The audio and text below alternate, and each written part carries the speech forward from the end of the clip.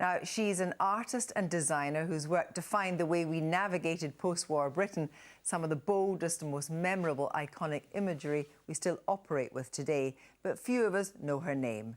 Margaret Calvert, the graphic designer, who's now in her 80s, co-designed the UK's road signage system with its clear lettering and pictograms when she was in her early 20s.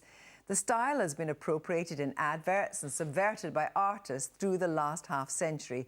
Still hard at work, she's just completed a refresh of the signage she co-created for the railways in the 1960s, now for the newly revamped Network Rail. Well, coinciding with this, Margaret Calvert is being celebrated with an exhibition of her pioneering work at the Design Museum, where I met her this afternoon. Post-war Britain, bombed out and exhausted, our roads and lanes a haphazard mix of signposts, a mishmash of symbols, colours and typefaces. The government wanted radical change, a brave new beginning, optimistic and modern. It fell to the graphic designers Jock Kinneir and his former student Margaret Calvert to come up with a new, rigorous system, modernist and clear, with carefully coordinated letters and symbols.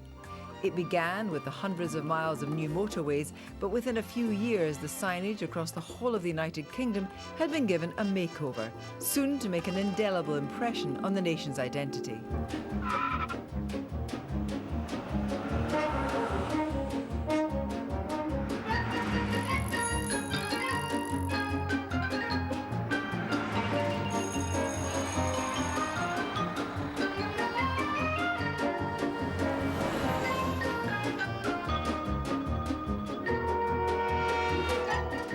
Today, Margaret Calvert is seeing her exhibition at the Design Museum for the first time.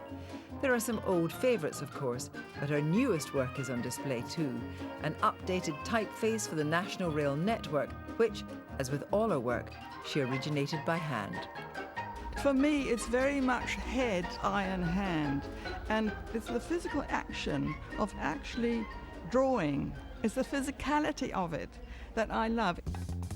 Tell me how you started with the motorway work. It was all worked out from the point of view of the driver, whether he could read signs or she at a certain distance, at the appropriate time to actually take in the information. Jock got the commission to do it from the Ministry of Transport, and I was there with him, so we worked on it together. You'll probably be going 7 to 8 miles an hour past, and there we've got 2-foot letters. We're establishing a pattern here, which we carry on the next one. You'll come to this seconds later.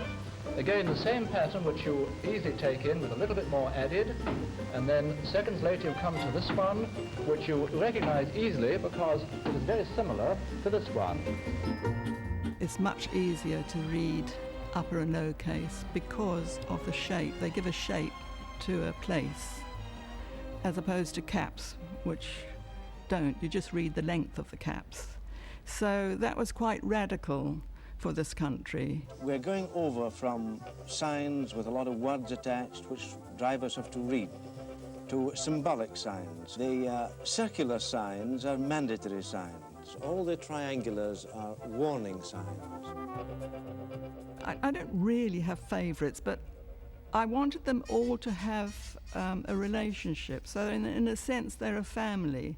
If you look at the schoolchildren, that's the one that one sees most. The little girl, yes, skipping and running, it's you. Drawing, when you draw, somehow you relate to yourself. And so that was me, and I think the essential thing is I changed it to a small girl leading a small boy because I thought it appeared more caring. And the next one sees most is the roadworks one, because that's everywhere. But I'm always delighted to see them, whereas drivers aren't. I wonder now, when you look at the elderly couple with the walking stick, if you still think you would design it like that now. That elderly crossing one is not mine. We finished all our work with the Ministry for Transport. All the additions, like frogs crossing, or be careful of frogs, or ducks or whatever, were not done by me. So they were done by someone else. And the elderly people didn't want to appear like that because they, they were all sort of swimming and climbing mountains and that. So I've changed my mind about it, actually, because I've actually seen a couple just like that crossing the road. Are there any ones that were done after you set the standard that you don't like? I'm not going to answer that one. Okay. I think that would be unfair. Okay. Well, what about one? Yes, there are. Sorry, yes, there are. There's the horse rider, right? Because I think the horse is very crudely drawn. It's bad. It's when it's people don't notice, but I notice these things.